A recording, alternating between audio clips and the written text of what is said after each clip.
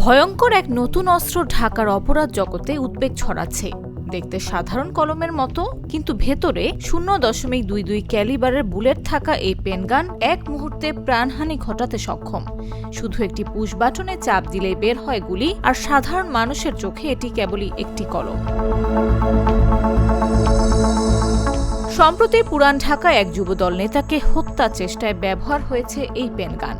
ঢাকা মহানগর গোয়েন্দা পুলিশ যাত্রাবাড়ী ও কেরানীগঞ্জ থেকে 2 সন্দেহভাজনকে গ্রেফতার করে এবং অস্ত্রটি উদ্ধার করে।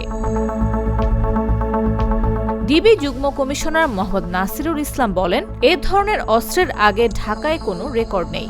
আমরা এখন এর উৎস, চোরাচালান রুট ও অন্য কোথায় ব্যবহৃত হয়েছে তা খুঁজছি। আহত যুবদল নেতা রাসেলকে গুলি করার পর হাসপাতালে নেওয়া হয়।